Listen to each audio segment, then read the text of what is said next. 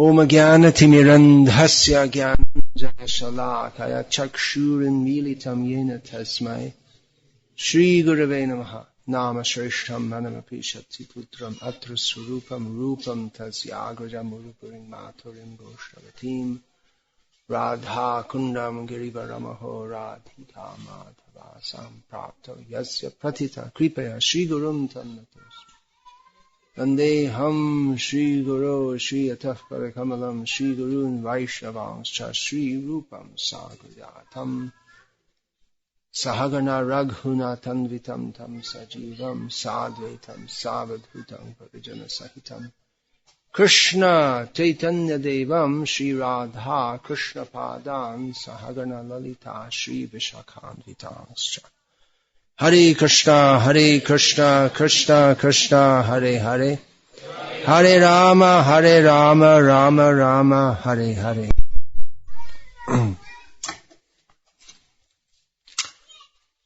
Continuing, considering the qualities of the Supreme Personality of Godhead, by which He is the Supreme Personality of Godhead, by which He has remained the object of veneration and love by His devotees, and particularly this Vishnu Sahasranama has been recited by innumerable devotees since time immemorial, especially since the last 5,000 years, after it was spoken by Bhishma Dev to Yudhishthira.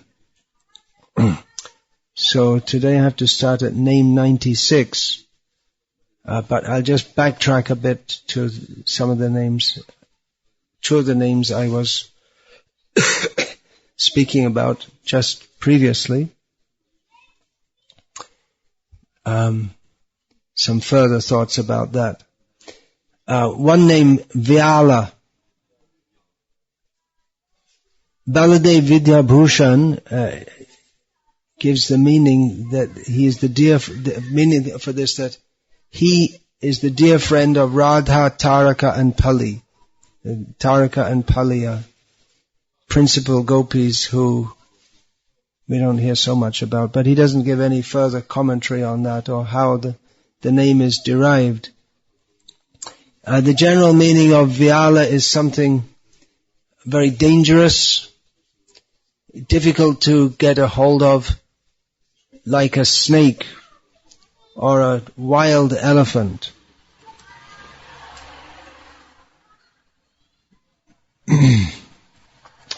So, for the non-devotees, he is very difficult to grasp and very dangerous also. When the non-devotees try to understand Krishna, they simply get bitten or trampled by him. It's better for a non-devotee not to know about Krishna than for a demon to try to understand him, because the demon simply makes offenses. Of course, in one perspective, somehow or other, if one comes in contact with Krishna, one is benefited. But on the other hand, those who are demons, like Mayavadis or people who want to use Krishna to further their demoniac motivations, they think Krishna is that Prahlad Maharaj was mentioned this morning also, that they think he's a tribal god. They write PhD theses in which they make very wrong and they're very wrong understandings of who is Krishna, and they attempt to insult him. So, just like a snake, if you don't go near it, it's better for you. So Krishna is like a black snake to the demons who They think they can control him. They think that they can insult him. But it's very dangerous for them. So better they don't go close to him. Then another name, Sarvadarshan. Although he cannot at all be grasped by the non-devotees, and they simply invite their own destruction by attempting to approach him, he reveals himself, everything about himself, his forms, qualities, names, pastimes, to the devotees. Another meaning of Sarvadarshan, because he sees everything, means he perceives and understands everything, means he knows everything also. So that's an addenda for Vyala and Sarvadarshana. The name 96, Ajah, which means unborn. This is a very important word which comes up in Bhagavad Gita. First of all, to describe the jiva as being unborn. After Krishna has described the jiva, Ajo Nitya Shashvato Ayang Purana, he is unborn, he has all the attributes of being unborn. Later, Krishna says to Arjuna that you and I have both of us have had many births. So all of this has to be understood very carefully. Bahuni me vyatitani janmani tavacharjuna. Tani ahang veda sarvani natvang veda parantapa. Both you and I have had many births. I know all of them. You don't. Even though you are parantapa, you can conquer the enemies. You're a very powerful person. The scorcher of the enemies, but you're not me. I'm Bhagavan. You are not. So this is Krishna's answer to Arjuna's question. Arjuna questions Krishna. Krishna says to Arjuna in a matter-of-fact way that I spoke this knowledge previously to the sun god, and he spoke it to what is that? What is that? What is the verse? First verse. Imam vivasvate yogam proktavanaham avyayam. So the knowledge, that's another important. This knowledge is avyaya. It doesn't deteriorate, but it's become destroyed. So all these points have to be understood very carefully. What's destroyed? Not the knowledge, because it's avyaya. It's indestructible. But the proper understanding of it has become destroyed. So, imam vivasvate yogam proktavanaham avyayam vivasvan manave prahar manurikshvakave bravit. So this knowledge, I spoke to Vivasvan, who spoke to Manu, who spoke to Ikshvaku, Evam. In this way, it came down in parampara. Now it is lost. Now it is spoiled. So Arjuna says, hey, wait a minute, what's going on? You're the same age as me. How could you have spoken to Vivasvan, who spoke it to Manu, who spoke it to Ikshvaku? So then Krishna says that both you and I have had many births. Now, prior to this, he said, I am unborn. No, just after that. No, then he'll explain. Ajo pisan avyayatma bhutanam ishvaro pisan prakatim swamadishtaya sambhavami amayaya. I am unborn, but I appear by my own desire, out of my mercy. So this important point. Then janma karma cha me divyam evangyo veti tadvata tyaktva deham puna janma naitimam eti sojana.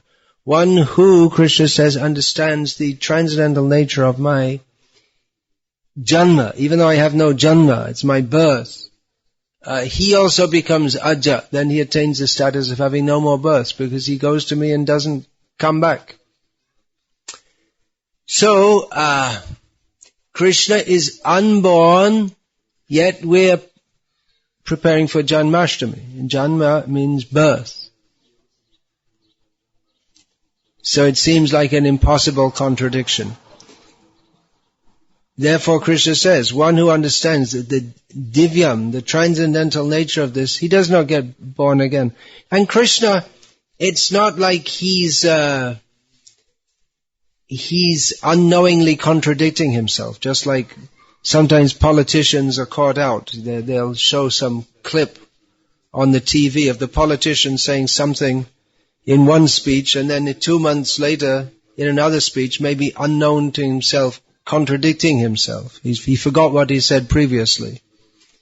Or in a court case, something like that. The judge will catch out the defendant. But right after saying that I am unborn, Krishna says, one who understands the transcendental nature of my birth. So it's not that Krishna is just trying to make some political speech here and fool everyone. Clearly there's something unusual going on, which is to be expected because he is the Supreme Personality of Godhead and not an ordinary person. If he was just an ordinary person like you or me, then there'd be no point in celebrating Janmashtami or doing anything else in relation to Krishna. And that's why the demons, they want to pull Krishna down to their level and try to show that he is just an ordinary person. There's nothing special about him, or maybe he doesn't even exist at all. Because if there's nothing particular special about him, then why should we worship him? And that's why we discuss the qualities of Krishna, that he is special. He is special not just in the manner that some Olympic runner might be special, a little bit better than, or he can run faster than any of us, or anyone else in the world, presumably. But Krishna is eternally special in a manner that is incomparable, insurpassable, unmatchable. So, Krishna is unborn, but he appears to be born, or he allows himself to be born, or has the appearance of birth, out of mercy to his devotees, and to perform pastimes. This understanding of what is Lila, this is essential to understand Krishna. What is Lila? Lila is Krishna's appearance in this world out of his own desire. In doing so, he benefits the whole world, and especially the devotees. And he enacts pastimes for his own pleasure. He is the central object of all pleasure. But even though everything is meant for his pleasure, and his devotees do everything for his pleasure, and they offer him nice food, nice clothes, they sing nicely for him and do so many pleasing things for Krishna, but Krishna's real pleasure, his greatest pleasure, is in pleasing his devotees. So all this, without understanding this properly, who is Krishna, why he appears in this world as Lila, as his own pastimes, then everything will be misunderstood. So it's a very great science, Bhagavat Tattva Vijnanam, the science of the topic of the Supreme Personality of Godhead, which has to be understood very carefully. Otherwise, we see in some religious systems, they have absolutely no knowledge of this whatsoever, and they don't even want to touch it. They don't even want to start talking about it, and they can't even imagine to talk about it. Their theology is zero, practically, bankrupt. They have nothing to say about, they have some strange ideas of transubstantiation. What's that word? They're changing the Eucharist. The Eucharist becomes the body of transubstantiation, or some fancy word they have, which doesn't really explain anything. It's just they say the bread or the wafer of bread has turned into Jesus, and then you eat him. That's called the communion. And the priest blesses it, and then that becomes the body of Jesus, and then you eat it. There's no transcendental science there. You're supposed to believe all this stuff, that you all become transcendental or spiritual cannibals. And if you do that, then you go to live with Jesus. Whatever advantage may be there is not very clear. Whereas everyone else goes to hell. So there's just some dogma, but no transcendental science. But these points have to be understood very, very clearly. What is the nature of spirit? What is the nature of matter? What is the nature of the Supreme Spirit? What is Lila? This point, to be understood. If it's not understood properly, then it's misunderstood. And in the name of, people call the Mayavadis, they call whatever they may be thinking of doing, it's all Leela to them, because they think the Jiva and Bhagavan are all the same. And when you realize that you are Bhagavan, then everything you do is all Leela. And even the hog rolling in the stool, that is the Leela of Bhagavan. So they become very offensive in this way. And the Sahajiyas, they think we will imitate the pastimes of Krishna, and in this way we will become immersed in the bliss of Krishna Lila. But it's all offensive. That's why it is essential to understand the Bhagavad Tattva Vijnanam, the science of the nature of God. Otherwise, if we get it wrong, then we may, in the name of Krishna consciousness or the name of Bhakti, we may make serious offenses. So it's not, although this discussion of the names of Vishnu, it may sound very technical, and it's very philosophical, but it is essential to understand. It's not the, what we might call entertaining, but it is this, how Krishna is Ajah, how he is unborn. Yet he appears within this world. He appears to be born. He is known as the son of Vasudeva and Devaki. He is known as the son of Nanda and Yashoda also. How is that possible?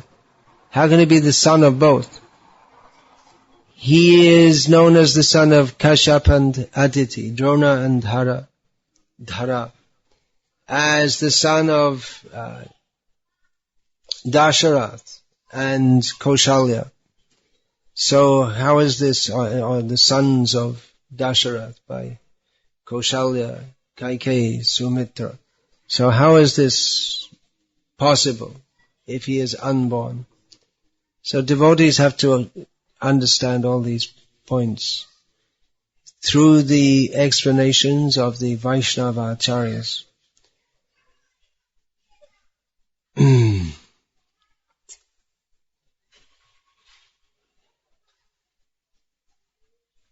Another meaning of the of Ajah, the word can be explained in various ways. Oh yeah, then another point there is that the Jiva is also described as Ajah. But there's a difference. There is a very great difference, because the Jiva undergoes births due to his embracing of forgetfulness of Krishna, or his deliberate forgetfulness of Krishna. And Krishna takes birth due to his remembrance of the Jivas, out of compassion for them, out of his own desire. Sambhavami atma mayaya, out of my mercy upon the devotees. Krishna appears in this world. So how he is Ajah and how the Jiva is Ajah and how they are different. The difference between his appearing out of his desire. Not that he is born as we are born. We don't know, why did I get this particular body, born in a particular place? Why did I get this particular matrix, which is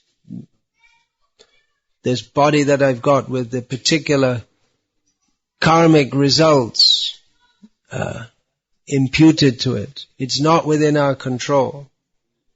Karmana daiva netrena jantur deho papataye. Under the guidance of the Supreme Lord and of the demigods, according to previous activities, and although it's not mentioned here, according to previous desires also, karmana daiva netrena, we get, the jiva gets a particular body.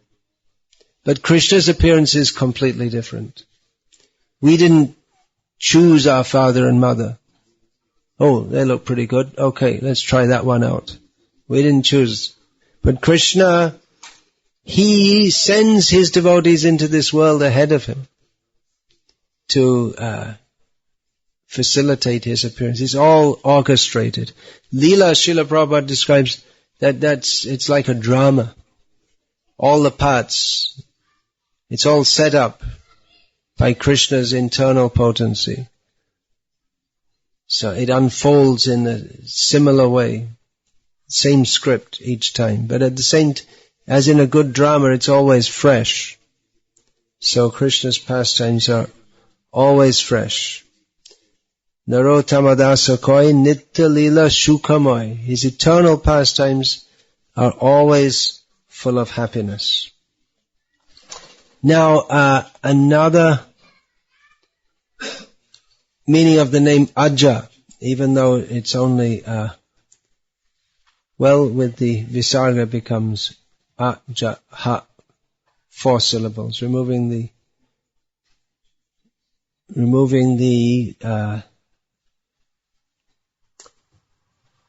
vowel and the visarga, it's only 1 syllable, Aj. So if you take it to the root Aj, it's very short, but that means, another meaning of that is movement or throwing. So this gives a very different understanding, which is also completely applicable. He who removes obstacles, the remover of obstacles, for to ensure that his devotees, they can come to him. So we pray especially to Nrsimhadev as Bhakti Vigna Vinashana, he who removes the obstacles on the path of bhakti. Sometimes, I don't know where it came from, but devotees call out Sarva Vigna Vinashana Bhagavan Nrsimhadev, which in one sense is true, but which means the remover of all obstacles. But the task or the service of removing obstacles to material progress has been delegated to Ganesh. And so generally Ganesh is known as the remover of obstacles on the path of material progress by keeping his head at the feet of Nrsimhadev. We're informed from Sri Brahma Samhita. And Nrsimhadev, he is specifically concerned with the devotees, removing the obstacles on the path of bhakti. So we'll find in the Sri Vaishnav commentary on Vishnu Sahasranama, repeatedly where the names of Vishnu could be interpreted to mean, in a very broad sense, he specifically, the commentator specifically interprets it in the sense of the devotees. Just like the name Prajapati, that's already come up. Prajapati means the Lord of all those of the praja, which generally means those who are born. The Lord of everyone can mean. But he takes this to mean, this prefix to mean in a special way, and then he takes this to mean the Lord of the devotees. So generally Prajapati is taken to mean the Lord of everyone, but especially the Sri Vaishnava commentator, he takes this to mean the Lord of the devotees in particular. So Nrsimhadev is the remover of the obstacles. In one sense you can say all obstacles, but really Nrsimhadev, he's not concerned with, the people's petty material desires and removing their obstacles so that they can fulfill their material desire. Nrsimha is not concerned with that, nor do the devotees want to involve him in such things. So here Vishnu is described as the remover of obstacles, particularly that the devotees can accomplish their objective of reaching him. So what are the obstacles? Well, karma ashayan, the desires for, thank you, Hare Krishna. But I'll just put it there, otherwise I might knock it down. Desires for material desires. Those are the obstacles that stand between us and between us and the goal of reaching Vishnu. So Nrsimhadev, we pray to him to remove those obstacles, to rip them out.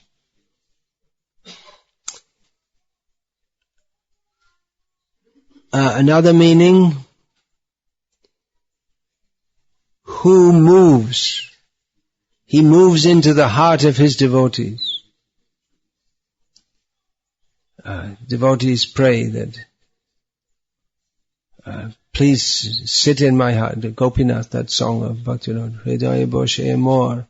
Please sit in my heart. Of course, he's there in the heart. That will be coming up soon. The name Vasu, the one who resides in the heart of the devotees. So he's there in the heart, but we wish him to manifest, just like that. There's also in Bhagavatam, there's what is that? Vishate Bhagavan Hridi, for one who is always hearing Bhagavatam very carefully. Shinvatang Shataya Nityam Grinartas Chat Swacheshtitam Kalena Nati Dirghena Bhagavan Vishate Hridi. For one who is always hearing Srimad Bhagavatam very attentively and trying to understand the subject matter, for such a person, within a short time, Bhagavan will enter his heart. So Bhagavan's already in the heart, but he will manifest himself there. So, for one who tries to become Krishna conscious, Krishna moves towards him, as Srila Prabhupada used to say. If we take one step toward Krishna, Krishna will take 10 steps toward us. He's more anxious to deliver us than even we are to come to him.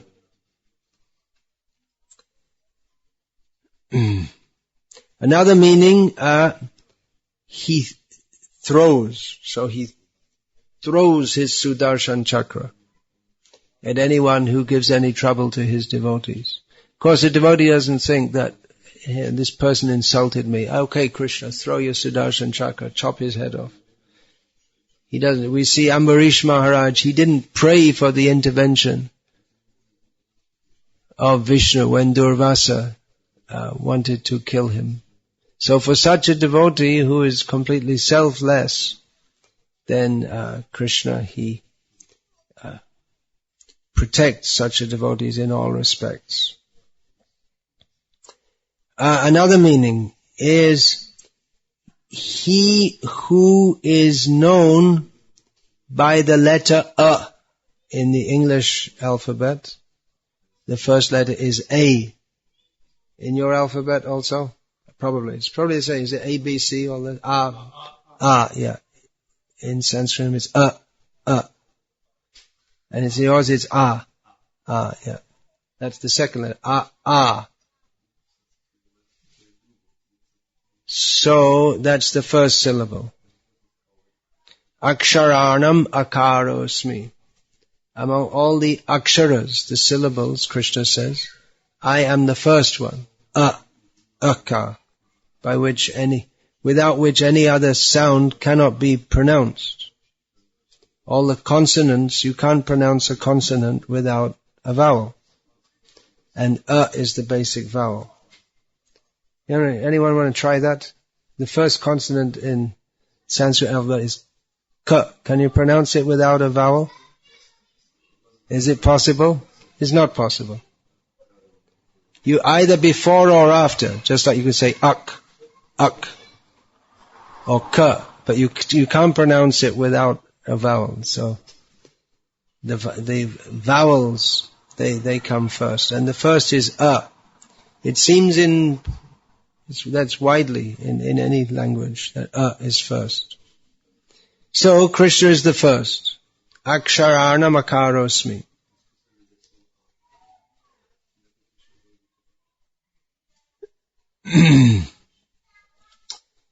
Now, another understanding of that is, so that means even to think of anything, express anything, understand anything, language is needed. And in language, the essential point or the beginning point is A, that is Krishna. Krishna is the basis of everything. By Krishna saying that I am the syllable A, that means he's the beginning or the basis of everything. That means he's A also. But it also means he's the beginning and the basis of everything. In your alphabet also, Tamil? Really, they have the same A. I thought they might start at the other end just to be different. Also, same, is it? A, E, all that stuff. Gets a little different later on. G, K, all gets mixed up. G, K, P, G, K, H, all gets mixed up, right? P, B. And how many L, and R, something like that. So, they say it came from Lord Shiva. Tamil, ancient language, which is best used in the service of Lord Vishnu by praising him with the Divya Prabandhas. That's the best thing in all the Tamil language. Did you meet Divya Prabandha Prabhu? He's one of the two main organizers here. So that is the best work in the whole Tamil language, although not everyone will agree to that. But those who are Vaishnavas, they will accept that. Otherwise, what's that? That Tirukoil, something like that. Tirukoval. Yeah, that's supposed to be the most famous thing. So, whatever it is, whatever language, is required.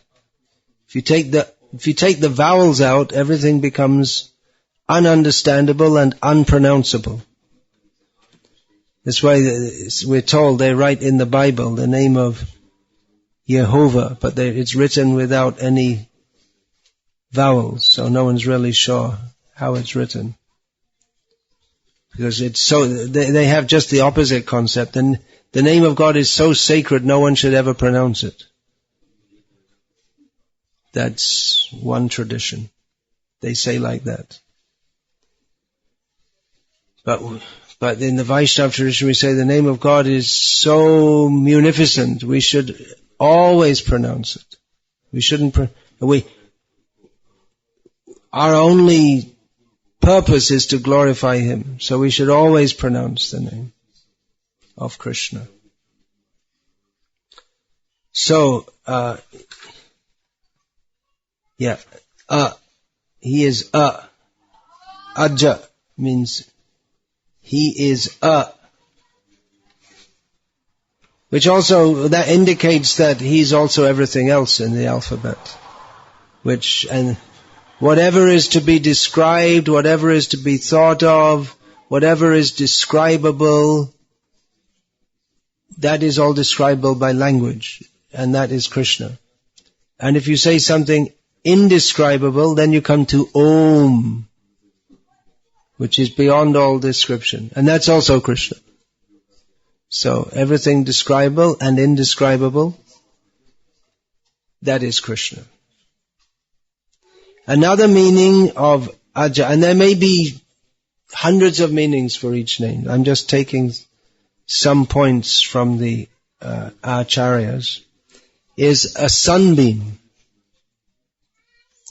A sunbeam. A sunbeam.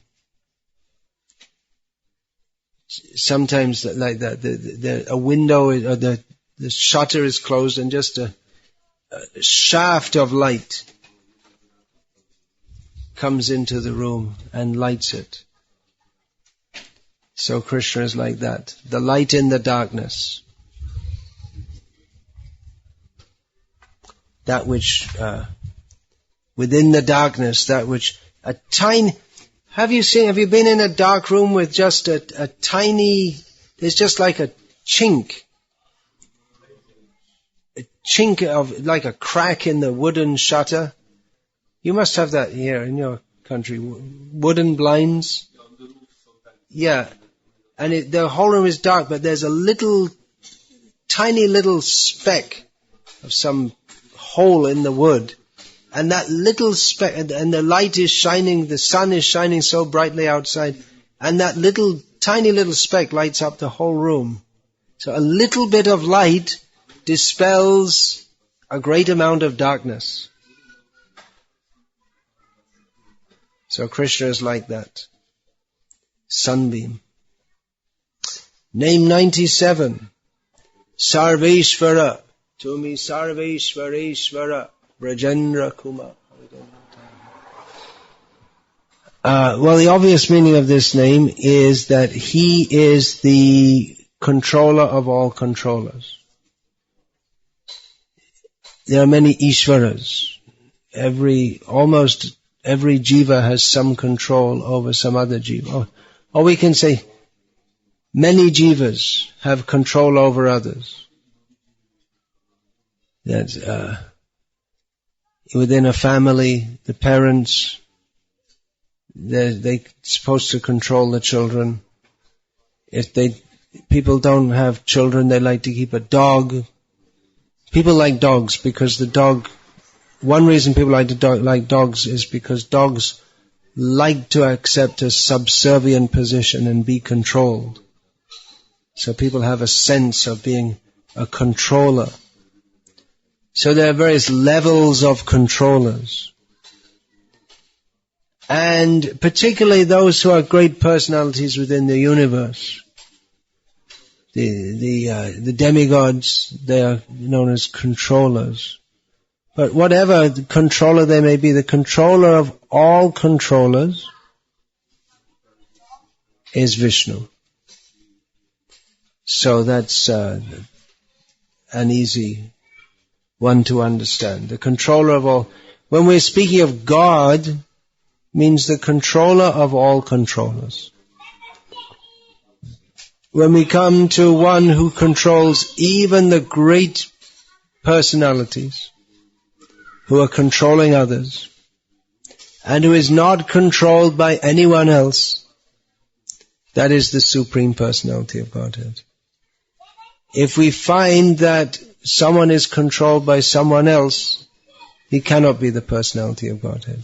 Cannot be the Supreme. Of course, this is Vishnu Sahasranama, and when we come to consider Krishna, then he's also controlled. Controlled by the love of his devotees. His devotees, they appear to control him. And That's true, but that control of Krishna does not dilute or nullify his position as the Supreme Personality of God. He's still the Supreme Personality of Godhead. He's still the controller of all the worlds. And even in his pastimes, although he is under the control of his devotees, but he doesn't cease to be the controller of all the worlds, and nor do the devotees who are just like when Krishna is in his baby form, or Bal Lila, just as a child, and the elderly gopis, they sing and dance, and they sing and clap, and Krishna dances just like some ordinary young boy.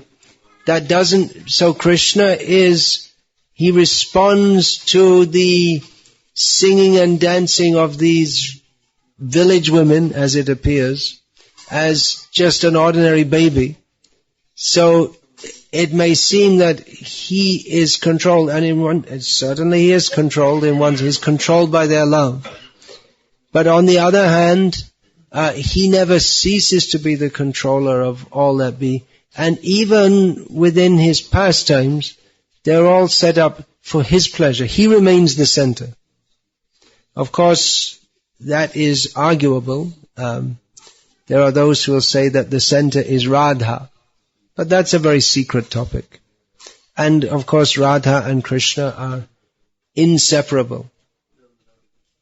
Radha exists for Krishna. That is the philosophical understanding, established in Sri Chaitanya Charitamrita also, that everyone is the Ekale Ishvara Krishna Ara Sabhabhritya. Krishna is the only controller, and all others are his servants. And in the philosophical analysis there, it's shown that Radha, which means she who worships him the best. So she's also philosophically understanding, she also serves him. Although in terms of rasa, we should go that high. We have to go there step by step. Then all these philosophical understandings may be left behind or suspended, and some devotees see Radha as supreme. But that's a topic of rasa vichar, of study according to the topics beyond philosophy, but we're discussing philosophy here. Tattvajnana, the Sanskrit word is better to use because the English words have so much baggage with them. Philosophy in the Western world means all kinds of speculations, but Tattvajnana means to ascertain the nature of reality. It's not speculation. It's a completely different understanding, actually. The Tattvajnana is translated as philosophy. But what Western philosophy has come to mean, various people's speculations, is just the opposite of the import of Tattvajnana, which means to know the nature of reality. Maybe philosophy in the West started out like that also. So, the controller of all controllers, Brahma, Indra, Shiva, they're all subordinate to Vishnu. Now, another meaning, which is again the same name, but another different meaning, completely, not completely different, because all these features of the Supreme Lord, they all coalesce within him. Only the other meaning is one who reaches all who seek him. So that is the nature of Vishnu. So it's not completely different, because such qualities as being the supreme controller of all controllers, and one who reaches all those who seek him, such qualities only exist in Vishnu, but they're two, so in one sense they're not different because they're only manifested in the same person, but at the same time they are very different features among the innumerable features that make up the personality of Godhead. What is His personality? So He reaches all who seek Him. Those who take refuge in Him. He tries to deliver them. That this is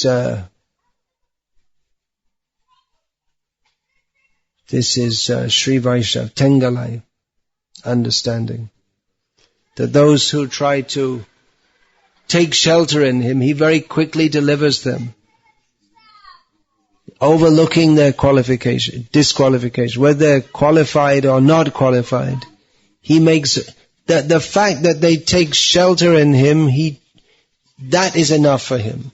He's come to me, all right, let him come. All disqualifications forgotten. Whatever other disqualifications may be there. Let him come. Krishna brings him. Not let him come, Krishna brings him. Apichet suduracharo bhajate mamananya bhak sadhureva samantavya. He may have so many disqualifications, but he's worshipping me wholeheartedly. Must be considered a sadhu. Must be considered a properly situated person. The famous example is given of Rama's acceptance of Vibhishana, who had the disqualification of coming from the enemy camp. And as was rightly pointed out, rightly means from the, if you study military science, or even if you don't study military science, it should be an obvious thing to understand that someone who comes from the enemy camp with professing allegiance to you is very likely to be a double agent. How can you trust him? Can be very dangerous, right? He says, yes, now I'm leaving my previous party and I'm joining you. How can you trust him? He's just saying that. All this time he's been with the enemy party, and now he just says that he's come to you, but how do you know? I mean, with your own men or monkeys, they've been with you, they've tried, tested and proved that they've given their life for you, they've risked their life, so they're quite trustworthy. But someone who just comes and says, okay, now I'm with you. But Rama said, no, I'm taking him. He's come to me, I'm taking him. I accept him. If he's any sincerity in his coming to me, I accept him, despite all disqualifications. Of course, Vibhishana was shown to be most qualified as a great devotee. But that is Krishna's qualification. Again, as was just mentioned, if someone makes a little move toward Krishna, Krishna makes all effort to pull them. He comes. We're trying to struggle up to come toward him. We're not making it, so he comes running to us and pulls us up. Okay, come. On the back of Garuda, he comes. You're not going up faster? Okay, come on. Pulls us up. That is the promise. So that's another meaning of the word Sarvesvarah. Okay, so that's all. For now, any questions on this?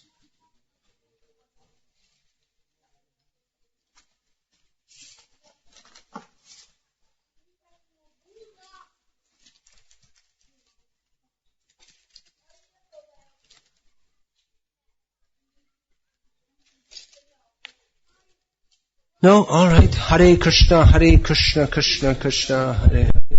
Hare Rama, Rama Rama, Hare Hare. A question? Yeah, okay, please ask it. Često čujemo da proces svjesnosti Krišne i brahmansku kulturu treba prilagoditi i primijeniti u skladu sa uslovima na zapadu.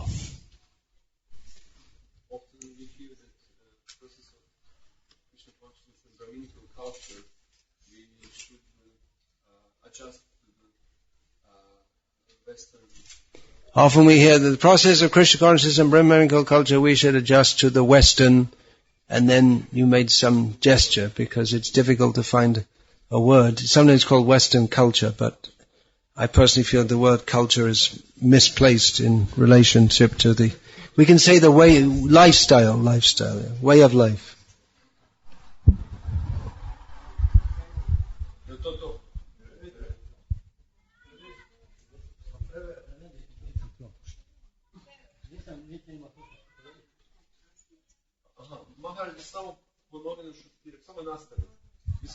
You better ask the question quickly, otherwise we're going to have it resolved by chanting Hare Krishna, which is the answer to all questions. But koliko je to može biti you want to have štetno? more understanding. Koliko to može biti štetno po proces svjesnosti Krišne ako nešto nije izvorno i vjerodostojno i promijenjeno? How much dangerous it can be for our practice of Krishna consciousness if something is not original, if it's changed.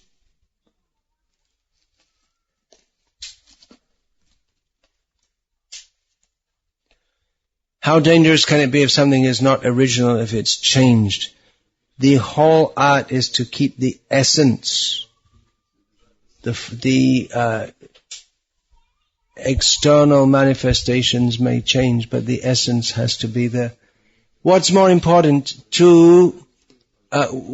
who's better situated? Someone who speaks Sanskrit perfectly, wears a dhoti, and has no inclination toward Krishna, or someone who wears jeans and doesn't know a word of Sanskrit. Well, he'd have to know some Sanskrit, I guess. If you hear Bhagavad Gita, you hear a few words, not proficient in Sanskrit, and has deep love for Krishna. Well, a good example is Jayananda Prabhu, who Srila Prabhupada, when Srila Prabhupada attempted to teach Jayananda Prabhu the Gayatri mantras, Prabhupada roared in laughter at his mispronunciation. Or another example is Jar Bharat, who was externally Jar, means dull and uncultured, but he was a great devotee. So the Vedic culture is meant to help to lead us to Krishna. But if we have Vedic culture without Krishna consciousness, then it's all useless. Shrama eva hi kevalam.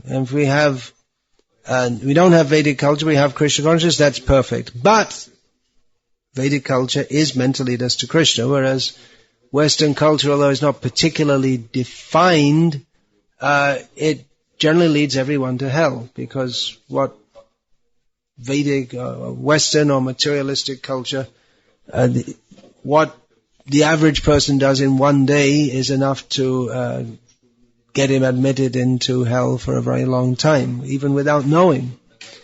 So obviously one culture is more favorable, significantly more favorable for Krishna consciousness. One manifestation of that is that we see among those people even today who are raised with even the leftovers of Vedic culture, namely the Hindus of the world, for want of a better word, they're generally more open to take to Krishna consciousness than the average person born in the West, in which Krishna consciousness is not part of their culture.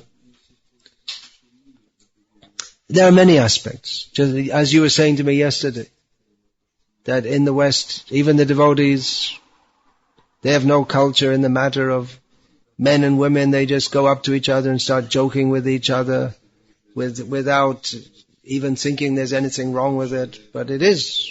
I mean, even in, a relatively uncultured person in India and in many parts of the world, even today, and in this country also probably just a couple of generations ago, 2 or 3 generations ago, would have thought that this is very uncultured. And that's just one example, but that's very detrimental to any hopes of developing spiritual life, because it brings people into contact in a manner which is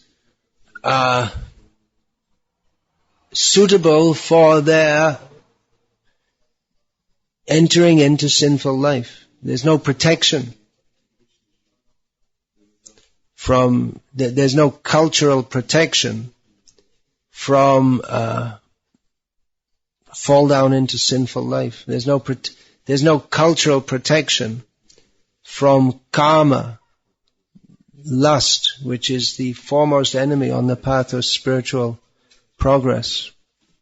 And that's only one example. I mean, so it is quite noticeable for devotees who have spent time in India how, especially when you come to the West after being in India. You had that experience also? Just how long were you there? Just a short time? 1 month. Even after 1 month, the difference is quite noticeable. And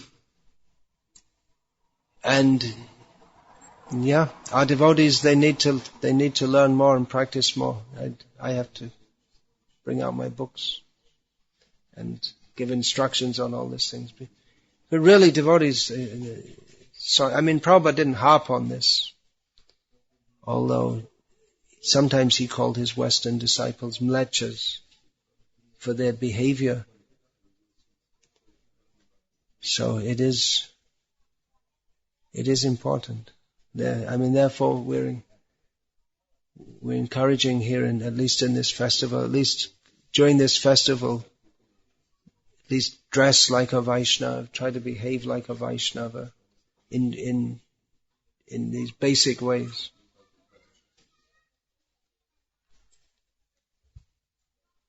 Meantime, where's, we'll find out, Shiva.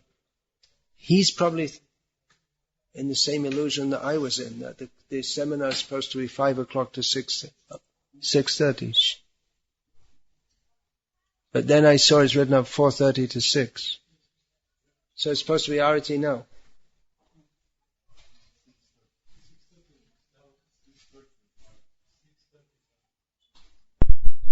That's what I thought. And I thought my seminar was 5 to 6:30. But what is going on here? But then I saw a printout saying, is it? I see. Okay, 30-minute break. Okay, all right. We can. Okay, all right, so we'll break now. Chant Hare Krishna and be happy.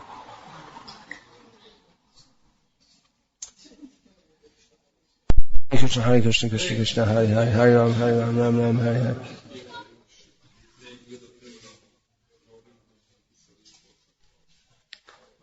Any comments? Leela Shuk Prabhu? Yes. Sitting there quietly. It's like Sarvesvarah said to Chaitanya Mahaprabhu, we don't know whether you approve it, disapprove it.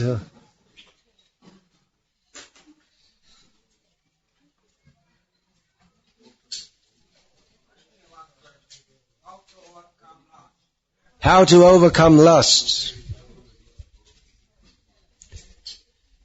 Jahi Shatrum Mahabaho Kamarupa Durasadam.